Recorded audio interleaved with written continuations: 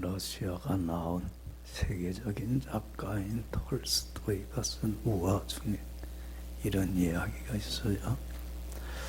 어떤 사람이 들판에서 사자에게 쫓겨서 도망가는 중에 사자에게 잡히면 어떻게 되는 거예요? 죽고 마는 거 아니에요. 그러니까 일생에 있어서 큰 위기 시련을 맞은 거예요. 그러니까 아무튼 사자한테 잡혀 죽질 않으려고 온 힘을 다해서 도망가는 거예요. 그러다가 그만 발을 헛디뎌 갖고 낭떠러지로 떨어지게 돼. 낭떠러지로 떨어지면 또 어떻게 되는 거예요? 죽는 거예요. 하나의 위기를 모면할까 했더니 또 다른 위기를 맞게 된 거예요. 그런데 다행히 떨어지다가 낭떠러지에 있는 넝쿨을 꽉 잡았어요. 구사일생으로 목숨을 건지게 된 거예요. 야, 다행이다. 이제 숨을 돌리고 넝쿨을 잡고 위로 올라가면 돼, 안 돼? 아, 이젠 살았다. 그래서 넝쿨 잡고 올라가려고 위를 쳐다보니까 위에서 뭐가 있어? 사자가 그냥 내려다보고 으르릉 잡아먹으려고 그래. 올라가지도 못하고 또 내려가려고 아래로 이렇게 보니까 넝쿨 잡고 내려가면 되는데 밑에는 독사들이 우글우글해. 내려갔다가 어떻게 돼? 뱀한테 물려 죽게 됐어. 이러지도 못하고 저러지도 못하고 진퇴양난의 상황에 또 위기에 또 직면하게 된 거예요. 그런데 넝쿨을 계속 오래 잡고 있을 수는 없잖아요. 팔에 뭐가 힘이 빠지고 힘겹게 낭쿨 잡고 견디고 있는데 위에서 뭔가 한 방울 톡톡 떨어져요. 뭔가 봤더니 그 벌꿀집에서 꿀이 떨어지는 거예요. 그래도 그거 한 모금 하나하나 이렇게 받아 먹으니까 힘이 나왔나? 힘이 나와요. 아이고, 살겠다. 그래, 힘내서 조금만 더 견뎌보자. 그러면 사자가 갈 거 아니냐? 그럼 그때 올라가면 내가 이 위기 모면하지 않냐? 그래, 힘내자. 이제 힘들게 그 넝쿨을 잡고 지탱하고 있는데 사자 지나가기만 바라면서 가만히 보는 것도 위에서 사각사각 소리가 나. 무슨 소린가 봤더니 쥐들이, 들쥐가 그 잡고 있는 넝쿨을 어떻게 하고 있어? 갈고 있어. 그거 다 갈구면 어떻게 되는 거예요? 떨어져 뱀한테 또 물려 죽는 거라. 하나의 위기를 극복하는가 또 다른 위기가 오고, 또 하나를 극복하는가 또 다른 위기가 찾아오더라는 거예요. 톨스토이가 이 우화 얘기를 하면서 이런 얘기를 해요. 인생이라는 것이 이와 같은 것이다. 공감해요? 그죠? 참 살면서 두렵고 답답하고 어렵고 힘든 시련들을 우리는 참 많이 겪어요. 하나를 해결하고 나면 아, 이제 좀 살 것 같다 싶으면 또 다른 위기가 또 찾아오고, 또 그거 그렇게 힘들게 또 어떻게 해결하고 나면 또 다른 시련이 오고, 참 죽는 날까지 이 위기로부터 자유할 수 있는 사람은 아무도 없어요. 왜 이 이야기를 하냐면 우리 신앙생활도 똑같아요. 여러분들, 우리 예수 믿는 사람들은 어디에 사는 게 제일 행복해? 믿음으로 주님께 맡기고 순종하며 주님의 품 안에 날개 그늘 아래 사는 게 제일 행복한 걸 누구나 다 잘 알고 있어요. 왜? 주님 안에만이 참 쉼이 있고 자유가 있고 행복이 있는 걸 알아, 우리는. 그런데 말씀에 순종하며 주님 안에 살려고 하면 할수록 말씀에 순종하며 살지 못하게 하는 많은 수많은 시험들이 안팎으로 와요, 안 와요. 하나의 시험을, 영적인 시험을 극복하고 영적 위기를 극복해 나가면 또 다른 시험이 찾아오고, 또 그 시험을 이기고 나면 또 다른 시험이 찾아오고, 어떻게 보면 우리가 천국 가는 날까지, 이 세상에 사는 날까지 이 시험으로부터 자유할 수 있는 사람은 아무도 없어요. 이 시험을, 그래서 문제는 잘 어떻게 해야 돼? 극복을 해야만 돼. 우리 크리스찬에게 있어서 제일 큰 과제야. 신앙생활 잘한다는 건 다른 거 아니에요. 끊임없이 찾아오는 시험을 어떻게 하는 거예요? 믿음과 하나님 주시는 지혜로 잘 이겨나가는 거야. 할렐루야. 여러분들, 위기라는 게 뭐예요? 위험한 기회라고 하는 말이잖아요. 여러분들, 이 위기를 잘 극복을 하지 못하면 우리 삶 속에 똑같은 거예요. 위기를 잘 극복하지 못하면 그동안 이루고 성취했던 모든 걸 한순간에 어떻게 해요? 다 잃어버리고 말아요. 그러나 반면에 위기를 잘 극복만 한다면 더 좋은 걸 얻고 이루고 성취할 수 있는 인생의 터닝 포인트가 될 수 있어요. 그렇죠? 부정적으로는 잃어버리게 되지만 긍정적으로는 새로운 인생의 전환점이 될 수 있는 게 위기라고 하는 거예요. 우리가 영적인 위기를 잘만 극복한다면 여러분들 어떻게 돼? 주님이 주시는 더 큰 은혜와 축복과 영광의 자리로 나가게 돼. 할렐루야. 그러나 이걸 극복하지 못하게 버리고 말면, 영적 위기를, 시험을 이기질 못하게 되면 그동안 받았던 은혜와 축복들을 다 상실해버리고 말아요. 저는 그 요한복음 15장 5절 예수님의 말씀을 참 좋아해요. 나는 포도나무요, 너희는 뭐야? 가지와 같은 거야. 포도나무와 가지는 생명의 관계예요. 여러분들, 너희가 내 안에, 내가 너희 안에 있으면 이 사람은 저절로 뭘 맺어요? 하나님이 주시는 축복의 열매가 주룩주룩 맺어요. 주님이 핏값을 치르고 나에게 주신 새 생명인 영생의 보물, 천국의 보물을 빼앗기지 않고 날마다 영생을 맛보고 누리며 주님 안에서 참 자유와 쉼과 안식을 누리며 살아가는 가장 행복한 인생을 살게 돼. 할렐루야. 저절로 축복의 열매가 맺혀져요. 그런데 예수님 말씀해요. 가지된 너희가 나를 떠나서는 아무것도 못해. 여러분들, 가지가 줄기를 떠나면 어떻게 됩니까? 열매만 못 맺는 거 아니잖아요. 어떻게 돼요? 말라 비틀어져 버리고 아무짝에 쓸모가 없는 버림받는 존재가 되어버리고 말아요. 우리가 주님 영적인 위기를 극복하지 못하고 주 안에 믿음 지키며 굳건히 서질 못하게 되면 영이 병들고 침체가 되고 종국에는 우리의 삶 속에 썩어짐의 어둠의 죽음의 사망의 열매가 맺혀질 수밖에 없어요. 그럼 얼마나 어둠 속에서 힘들고 고달픈 인생을 살게 됩니까? 응? 그러니까 우리 예수 믿는 사람들은 이 영적 위기를 잘 순간순간 끊임없이 찾아오는 시험을 잘 이겨나가야만 돼.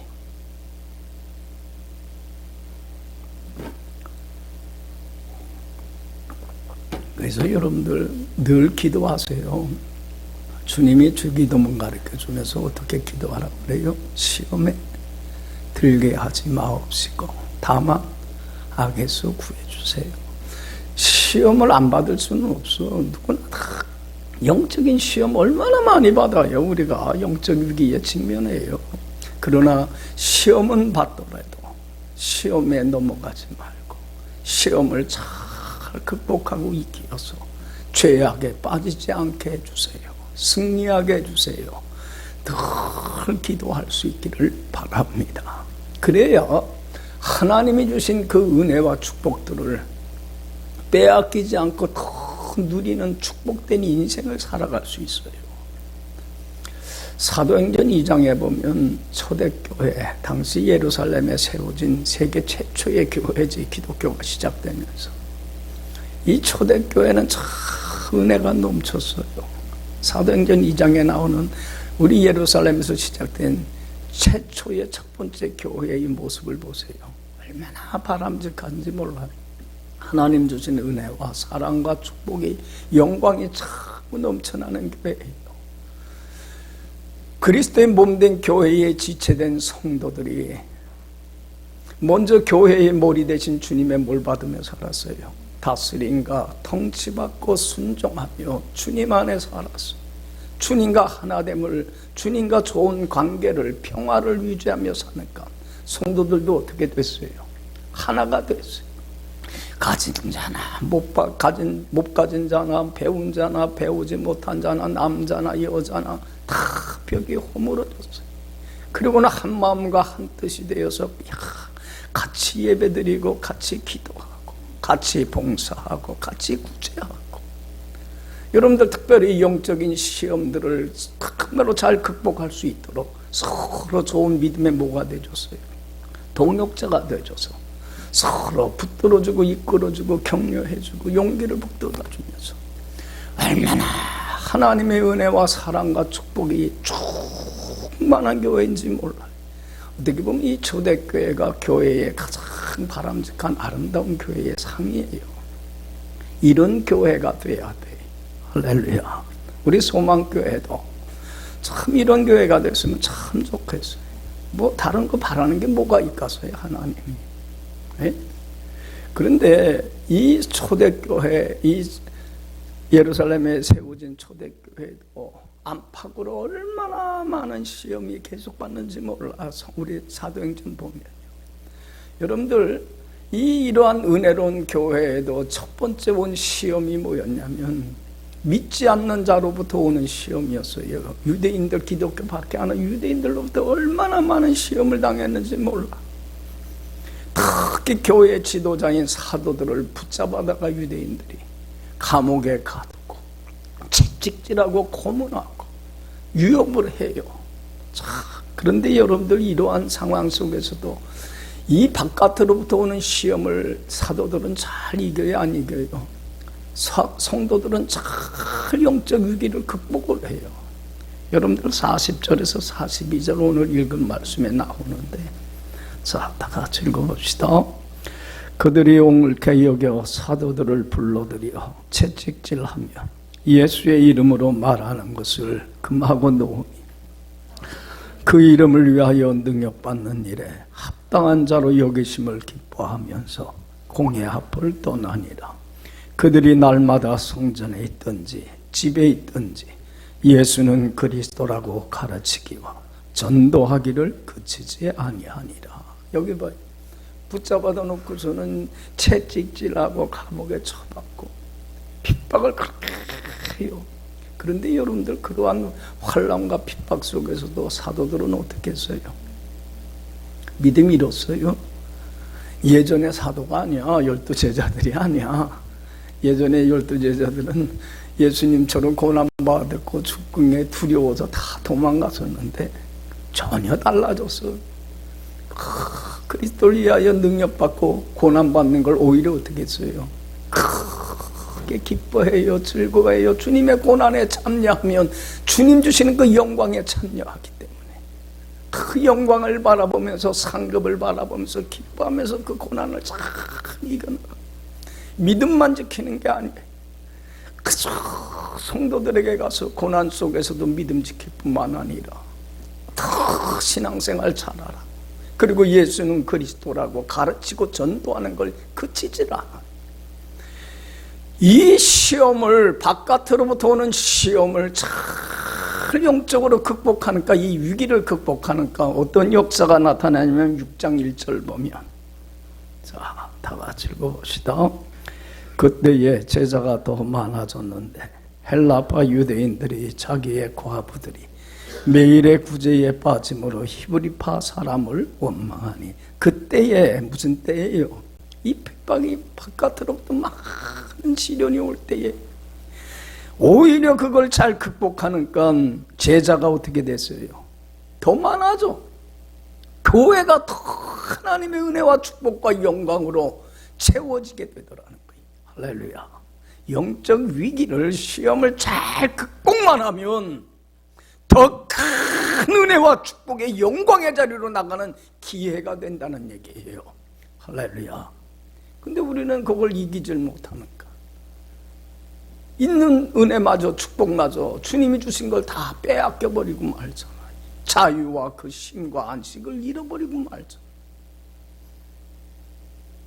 여러분들 이 시험을 극복하고 나니까 또 다른 시험이 와요. 예루살렘 교회에. 이것은 바깥으로부터 오는 시험이 아니야. 어디서 오는 시험이냐면 교회 안에서 일어나는 시험. 근데 여러분들 바깥으로부터 오는 시험도 참 이기기 힘들지만 더 큰 어려운 시험이 안에서 일어나는 시험이야. 교회 안에서 문제가 생겨버리고 말아요. 그동안 마음과 뜻이 하나가 됐던 교우들 간에 분열과 다툼과 싸움이 일어나기 시작을 해요. 여러분들 이거 큰 영적 위기예요. 참 사소한 문제 때문에 싸움과 다툼이 교회 안에서 일어나기 시작을 해요. 이거 극복 못하면 하나님의 영광이 떠나버리고 말아요. 어떤 문제였어요? 1절 다시 한번 읽어봐요. 시작. 그때의 제자가 더 많아졌는데 헬라파 유대인들이 자기의 과부들이 매일의 구제에 빠짐으로 히브리파 사람을 구제 문제 때문에 그래. 그 당시 두 종류의 사람이 있어서 초대교회는 히브리파 유대인들. 무슨 말이에요? 히브리파 유대인들.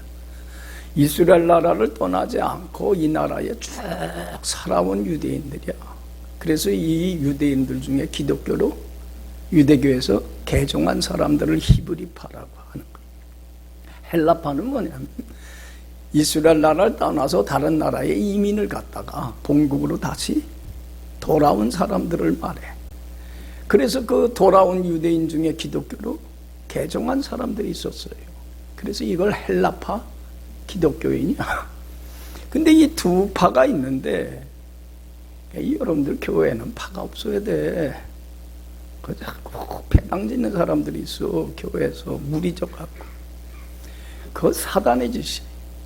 여러분들 봐요.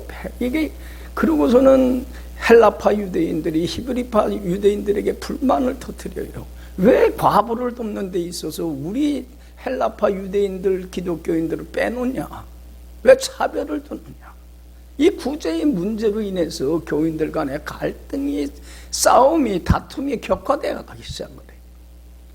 여러분들 우리 늘 설교하지만 기독교는 관계의 종교예요. 우리가 하나님의 말씀에 순종하며 하나님과 하나됨을 화목함을 지키면 성도들 간에도 어떻게 돼요? 마음과 뜻이 다 벽을 허물고 하나가 돼서 화목함이 돼요. 화목한 교회가 하나님 보시기에 가장 아름다운 교회예요. 할렐루야.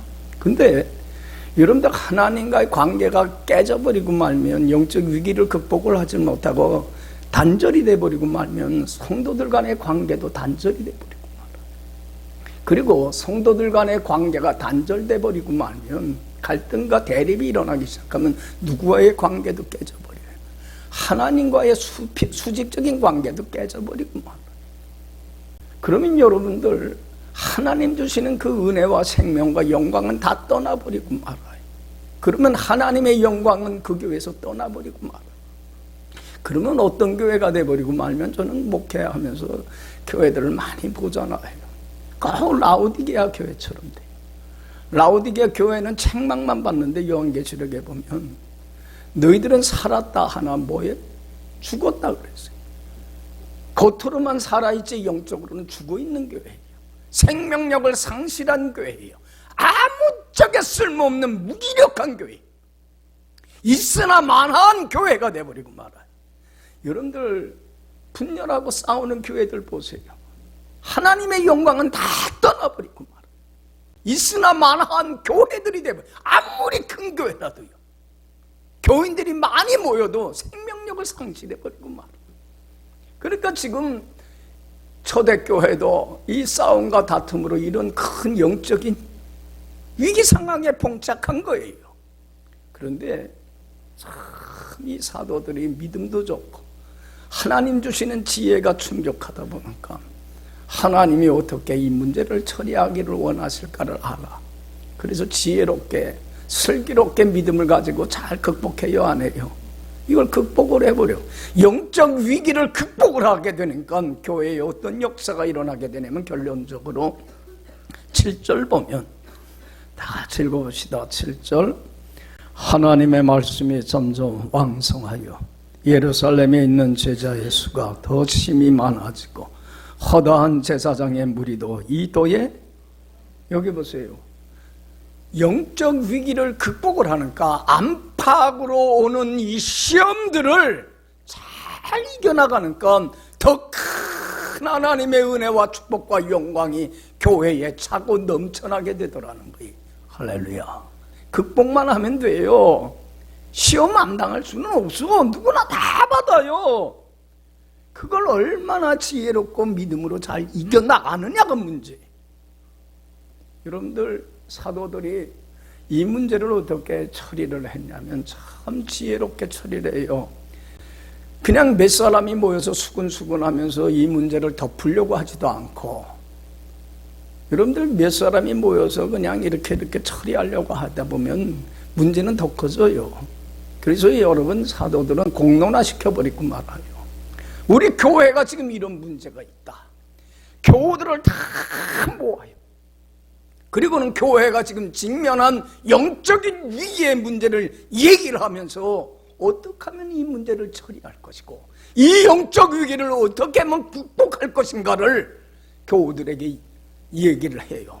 이렇게 했으면 좋겠다. 해결 방안을. 그러면서 이 사도들이 교우들에게 이런 얘기를 해요. 사도들이 해야 할 가장 중요한, 가장 최우선순위에 둬야 될 일이 뭐겠느냐? 말씀과 기도의 사역이지 않겠느냐? 여러분들 말씀과 기도의 사역만큼 중요한 게 없어. 날마다 사도들은 목회자와 똑같은 거예요. 목사도 지금 저희 목사가 해야 할 가장 소중한 일이 뭐냐면 날마다 말씀 보고 기도하면서 그 속에서 말씀 속에서 하나님의 음성을 듣고 거기서 깨달은 것, 은혜 받은 걸 설교 시간에 선포하고 가르치고 양육할 때 성도들은 살아나는 거예요. 할렐루야. 말씀이 죽으면 죽어요. 교회는.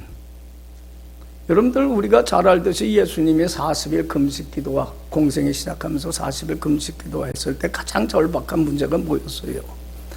출입 문제 아니에요. 40일 음식을 먹지 못했으니 얼마나 배고프셨겠어요. 그런데 사단이 네가 하나님의 아들이거든 너의 절박한 문제, 또 돌을 명해서 떡덩이가 돼서 너 육신의 문제를 해결하라고 그랬을 때 예수님이 이 사단의 시험을 어떻게 잘 이겨나갑니까?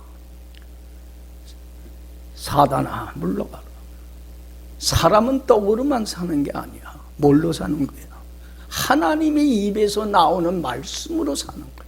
여러분들 우리 예수 믿는 사람들은 육신의 양식 떡도 먹어야 돼. 그래야 살아요. 그렇잖아요. 그런데 이것보다 더 중요한 문제가 있어요. 우선순위에 둬야 될 문제가 있어요. 하나님의 영의 양식을 먹는 거예요.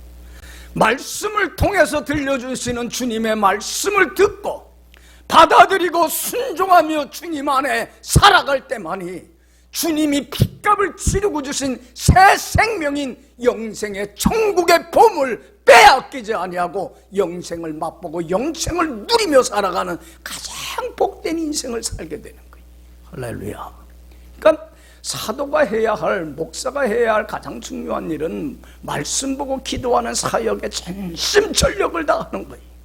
그런데 일에 힘써야 되는데 교회도 일이 많아 안 많아?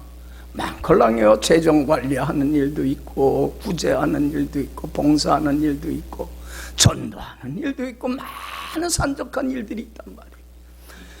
이 말씀과 기도의 사역도 하면서 이 일을 하려고 하다 보니까 자꾸 말씀과 기도의 사역이 소홀해지게 되는 거예요. 그러다 보니까는 문제가 생기는 거예요. 교회의 영적 위기가 닥쳐오게 되는 거예요. 그래서 사도들이 교우들에게 해결 방안을 제시를 해요. 이렇게 하면 어떻게 하면 좋겠느냐. 그래서 여러분들 제시한 게 이거예요. 3절 2절에서 우리가 5절 6절까지 다 같이 읽어봅시다. 12사도가 모든 제자를 불러 이르되 우리가 하나님의 말씀을 제쳐놓고 접대를 일삼는 것이 마땅하지 아니하니 형제들아 너희 가운데서 성령과 지혜가 충만하여 칭찬받는 사람 7을 택하라.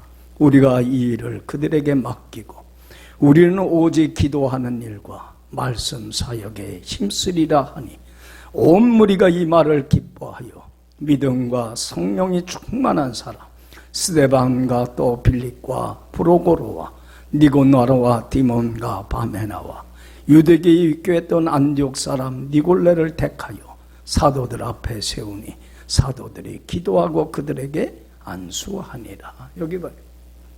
그래서 역할 분담을 하자. 우리 사도들은 뭐 하는 데만 전심전력하고 말씀과 기도 사역에만 전심전력을 다하게 하고, 그리고 교회의 모든 일들은 그 일을 맡아서 할 수 있는 뭘 세우자? 일꾼들, 교회의 일꾼을 세웠으면 좋겠다. 역할 분담하면 좋지 않겠느냐. 그러면 이 문제로 인해서, 구제 문제로 인해서 다툼과 갈등 같은 게 사라지지 않겠느냐. 그래서 여러분들 그 예루살렘에서 시작된 기독교가 이때 시작이 되는 거예요. 유대교를 이제는 극복하고, 그러면서 초대교회에서 제일 먼저 세워진 집사가 바로 7집사야. 직분자들이 교회의 직분자가 처음으로 탄생을 하게 되는 거예요. 여러분들 집사할 때의 그 집사가 무슨 집사예요? 얼마 전에 저쪽 가는데 부동산 이름이 무슨 부동산이냐면 집사 부동산이야. 그래서 나 얼핏 생각하게, 어휴, 저 사장님이 교회 집사인가 보다. 여러분들 거기서 집사할 때 집은 무슨 집이야? 우리 사는 집. 집 살려고 하는 사람들은 일로 오세요 하는 거야. 교회 집사가 아니라. 여러분들 집사라고 하는 것은, 집자는 무슨 집자예요? 잡을 집자야. 무슨 뭐를 잡고? 하나님의 교회에 할 많은 산적해 있는 일들을 팍 붙잡고 그 일에 충성하며 사는 사람을 집사라고 부르는 거예요. 할렐루야. 그러니까 직분자를 세우자는 거예요. 그래서 여러분들 직분자를 세우게 돼. 역할 분담을 하게 되고 영적 위기를 잘 교회가 극복하는 것. 더 하나님의 은혜와 축복과 영광이 초대교회에 임하게 되더라는 거예요. 할렐루야. 그래서 여러분들 우리 교회도 이제는 3월 1일 첫째 주일날 안수집사하고 권사 직분자를 세우려고 그래요. 여러분들 정말로 이제 기도해 주세요. 여러분들이, 저는 이 직분자 세우면서 참 걱정도 많아, 한편으로는. 근데 정말로 기도해야 돼요. 여러분들 좋은, 정말로 하나님 교회의 일들을 부여잡고 하나님이 맡긴 일에 충성할 수 있는 좋은 직분자가 세워질 수 있도록 여러분들 기도해 주시길 바랍니다. 그래서 저는 말씀과 기도의 사역에 전심전력을 다하고, 그리고 우리 집사님들, 직분자들은 교회에 또한 많은 일들을 정말로 최선을 다할 때, 우리 교회는 어떤 교회로, 하나님 보시기에 아름다운 교회로 세워져 가고 자라가게 됩니다. 초대교회와 같은 이러한 영광스러운 교회가 될 줄로 믿습니다. 그런데 직분자를 세울 때 이러이러한 사람을 세웠으면 좋겠다. 자격 요건을 오늘 본문이 제시해 주고 있어요. 우리도 마찬가지예요. 이번에 3월 첫째 주에 직분자 세울 때 이런 사람을 우리가 피택해야만 돼. 그래서 여러분들 인간적으로 생각하지 말고, 어떤 사람이 참 우리 교회의 일꾼이 될 수 있으면 좋을까? 기도하는 가운데 한 달 후에 우리가 피택 선고할 때에 이런 사람을 여러분들이 기도하는 가운데에 뽑았으면 참 좋겠어요. 그래서 어떤 사람을 뽑자 그랬어요. 다시 읽어봅시다.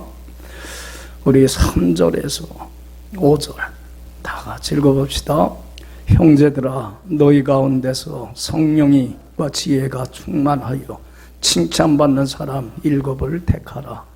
우리가 이 일을 그들에게 맡기고 우리는 오로지 기도하는 일과 말씀 사역에 힘쓰리라 하니 온 무리가 이 말을 기뻐하여 믿음과 성령이 충만한 사람 스데반과 또 빌립과 브로고로와 니가노로와 디몬과 밤에 나와 유두에 입교했던 안디옥 사람 니골레를 택하여. 여기 봐요. 여러분들 어떤 사람을 세웠으면 좋겠까? 3절에는 성령과 뭐가 충만한? 지혜가 충만하여 무받는 사람, 칭찬받고 존경받고 인정받는 사람. 야, 저 사람은 참 훌륭하다. 이런 칭찬받는 사람을 택하라는 거예요. 그래서 성령이 충만하고 지혜가 충만한 사람. 그리고 5절 말씀 보면 온 무리가 이 말을 기뻐하여 무엇과 무엇이 충만한 사람? 믿음과 성령이 충만한 사람. 자, 여기 봐요. 우리가 이번에 우리 직분자 피택을 할 때에 여러분들 이 세 가지를 여러분들이 마음에 좀 깊이 새겼으면 좋겠어요. 첫 번째는 뭐가 충만하냐면 믿음이 충만한 사람. 두 번째는 성령이 충만한 사람. 세 번째는 지혜가 충만하여서 정말로 온 교회에게 칭찬받고 인정받고 존경받는 사람을 택했으면 참 좋겠다. 할렐루야. 자, 여기 봐요. 뭐가 충만해? 충만이라는 게 뭐예요? 우리 참 충만이라는 단어 좋아해, 교인들. 차고 넘쳐난다는 거예요. 그러니까 믿음이 충만하다는 건 뭐예요? 믿음이 차고 넘쳐나는 믿음의 부자, 믿음의 갑부를 말하는 거예요. 여러분들 봐요. 세상 사람들은 돈의 갑부가 되길 원하고, 명예의 갑부가 되길 원하고, 지식의 갑부가 되길 원하고, 권력의 부자가 되길 원해. 그런데 우리는 여기에 부자 되는 게 아니라 뭐의 부자가 되는 사람이? 믿음의 부자가 되면 돼. 왜? 믿음의 부자가 진짜 부자야. 왜냐면 믿음으로 내 삶의 주인이신 주님께 내 운명을 맡기고 말씀에 순종하며 주님 안에 살아가면, 내가 주님 안에 거하면 주님이 어디 안에 거해요? 내 안에 거하고 나와 함께 해요. 평생 세상의 모든 것들은 나를 버리고 떠날지라도 주님은 나를 떠나질 않아요. 이 세상의 부귀 영화와 바꿀 수 없는 가장 귀한 보배인 누구를 얻게 돼요? 주님을 소유하게 돼요. 주님을 얻게 되면요, 주님이 함께해서 전 삶만 책임져 주시는 게 아니에요. 늘 설교하지만 하늘의 문을 열어서서 한없는 하늘의 영광과 은혜와 축복을 쏟아 부어주세요. 그렇게 되면 주님 주시는 기쁨과 평화가 내 심령 속에 차고 넘쳐나게 되면 어떤 형편 어떤 상황에서든지 자족하고 감사하고 기쁨이 행복이 넘쳐나는 천국을 누리는 삶을 살아요.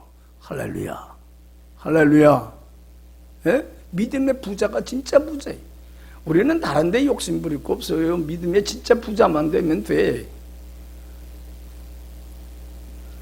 저는 요한복음 10장에 보면 예수님이 우리 믿는 자와 예수님과의 관계를 목자와 양의 관계로 표현을 하는데 참 좋은 표현이에요.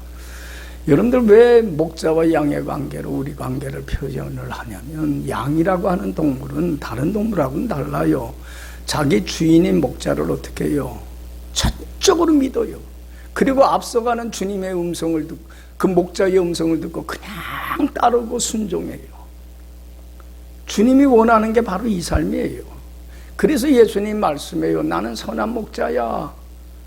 나는 내 양을 알고 양도 나를 아는 것이, 내가 아버지를 알고 아버지가 나를 아는 것 같아. 나는 양을 위하여 뭘 버려? 나는 양된 너희를 사랑하되 목숨을 버리기까지 사랑한 좋은 목자야. 그러니까 너희들도 이제는 뭐가 됐으면 좋겠다? 좋은 양이 되다오. 나를 믿고, 주인이 나를 믿고 따르라. 그래서 내 양은 내 음성을 들으며 나는 그들을 알고 그들은 나를 따르느니라. 주님을 믿고 따르기만 하면, 여러분들 보세요. 내가 그들에게 뭘 주노니? 영생을 주노니 영원히 멸망하지 아니할 것이며 그들을 내 손에서 빼앗을 자가 없느니라. 할렐루야. 믿고 따르기만 하면 여러분들 어둠의 흑암의 사단의 권세, 주님이 주신 핏값을 치르고 주신 영생의 몸을 못 빼앗아 갑니다. 날마다 주님 안에서 영생을 맛보고 영생을 누리며 살아가는 가장 복된 인생을 살게 됩니다. 할렐루야. 그 다윗이 고백하잖아요. 시편 23편에서 여호와는 나의 목자이시니 나는 더 이상 바랄 것도 없고 만족하고 행복하고 죽어도 여한이 없습니다. 그래서 여러분들 다윗의 평생 소원이 뭐냐면 시편 23편 마지막 절에서 고백하잖아요. 내 평생의 선하심과 인자하심이 정녕 나를 따르리니 내가 어디에? 주님의 집에, 주님의 품 안에, 주님의 낡은 그늘 아래 거하길 원합니다. 시편 84편에서도 하나님께 이렇게 기도해요. 하나님이여 내 기도를 들어주소서. 기름 부으신 종의 얼굴을 살펴보옵소서. 하나님이여 내가 주님 품 떠나 천년 만년을 사는 것보다도 단 하루를 살더라도 어디에 거하길 원합니다. 주님의 집에, 주님의 품 안에, 주님의 날개 그늘 아래 거하기를 원합니다. 왜냐하면 여호와 하나님은 해요 방패시라. 여호와께서 이러한 사람에게 은혜와 영화를 주시며 모든 좋은 것들을 아낌없이 쏟아 부어 주시기 때문입니다. 할렐루야. 만군의 여호와여 주께 의지하는 자는 복이 있습니다. 주님께 내 운명을 맡기고 순종하며 주님 안에 살아가는 사람이 제일 행복합니다. 할렐루야. 그래서 일꾼 뽑을 때에 뭐가 부자? 머리 많은 걸 돈이 있냐, 지식이 있냐, 성경에 대한 해박한 지식을 있냐, 교회 많이 다녔느냐, 그게 아니라 뭐가 부자? 믿음의 부자를 세웠으면 좋겠어요. 할렐루야. 두 번째는 뭐가 충만한 사람? 성령이, 우리 크리스찬들은 성령이 충만해야 돼. 여러분들 봐요. 성령이 성령 충만하는데 성령 충만이 뭡니까? 여러분들 내 안에 하나님이신 성령님이 거해요. 할렐루야.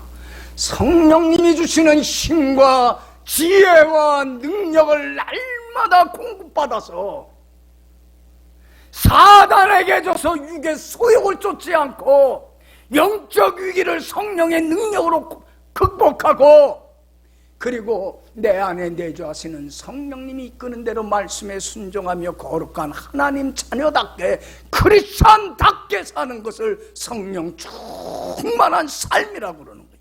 할렐루야. 여러분들 봐요. 우리가 주님께 믿음으로 맡기고 순종하며 주님 안에 살고 싶은데 영적인 시험 위기는 끊임없어요. 그렇지 않아요? 하나 이기면 또 이기고 또 시험이 와요. 그런데 내 힘 갖고 내 능 갖고 내 의지 갖고 돼요? 안 돼요? 안 돼요. 여러분, 성령의 힘을 받지 아니하면, 성령의 능력을 받지 아니하고는 영적인 이 싸움에서 위기를 극복을 못해요. 100점 100배예요. 그래서 여러분들 봐요. 예수님이 십자가의 죽음을 앞두고 제자들한테 그런 말씀을 해요. 야, 너희들 나 다 버리고 믿음 저버리고 떠날 거다. 예수님은 제자들의 연약함을 알아요? 몰라요? 알아요. 너희들 나처럼 내가 환난 당하는 거 보면 핍박받는 게 두려워서 다 믿음 저버릴 거야. 그랬더니 베드로가 그래. 예수님, 다른 사람은 그래도요, 나는 달라요. 나는 끝까지 믿음 지킵니다. 의리의 사나이입니다. 그러니까 예수님이 베드로의 연약함을 알고, 야, 오늘 새벽에 닭 울기 전에 네가 3번 나를 모른다고 할 거야. 그랬더니 뭐라고 그래요? 주님과 함께 죽을지언정 어떤 환난과 핍박이 와도 나는 믿음 하나만은 지키며 주 안에 굳건히 서서 살아갈 겁니다. 우리도 이렇게 호언장담해요, 안 해요? 에이, 어떤 시험이 와도 난 믿음 지켜요. 근데 여러분들 봐요. 조그만 시험 앞에서도 믿음 잃어버리고 어떻게 해요? 갈팡질팡하는 게 우리 인간이잖아요. 나의 나약함을 알아야 돼요. 베드로는 자기가 얼마나 나약한 존재인가, 상한 갈대와 같고 꺼져가는 심지와 같고 흙을 빚어 만든 질그릇과 같이 연약한 존재임을 몰라요. 자기에 대해서는 무지해요. 그러니까 자기를 과신하는 거예요. 여러분들 봐요. 예수님이 고난받고 죽임당하게 되니까 그 화가 자기한테 올까봐 3번씩이나 뭐 하면서 저주하고 맹세하면, 내가 예수를 알면 천벌이 나에게 내릴 거라고 저주하면서까지 믿음 저버리고 신앙 지키지 못하고 영적 위기를 극복하지 못하고 쓰러지고 자빠지고 넘어져 버리고 말잖아요. 그래도 예수님은 실패한 베드로를 찾아가서 다시 제자로 불렀을 때에 베드로는 그걸 통해서 자기를 알아요 몰라요 실패를 통해서 나는 아무것도 알 수 없는 연약한 존재라는 걸 비로소 깨닫게 되고, 여러분들 예수님이 승천하신 이후에 마가의 다락방에 모여서 베드로와 제자들이 뭐하기 시작해요? 믿는 자들이 성령의 충만함 받기 위하여 기도할 때에 오순절날 성령의 충만한 역사가 일어나게 되더라는 거예요. 할렐루야. 성령의 능력을 공급받을 때에 제자들이 변하세요. 베드로도 변화돼요. 붙잡혀서 옥에 갇히고 채찍질 당하고, 야고보는 못 베어 숨김을 순교하고, 얼마나 교회에 핍박이 심해지는지 몰라 갈수록 더 스데반 집사도 순교하고. 그래도 사도들은요 그리스도를 위하여 받는 능력을 어떻게 해요? 기뻐하며 그 영적 위기들을 극복해요. 이렇게 강하고 담대한 자가 될 수 있었던 것은 누구의 능력을 받았기 때문에. 그래서 성령 충만하세요. 기도하세요. 말씀 놓고 기도하세요. 힘있게 해달라고. 그러면 주님은 강한 자로 만들어서 어떤 영적인 위기도 극복하며 사단에게 줘서 육의 소욕을 쫓지 않고 하나님의 자녀답게 내 안에 내주하시는 성령님이 이끄는 대로 말씀에 순종하며 살아가는 믿음에 승리하는 신앙인이 돼요. 할렐루야.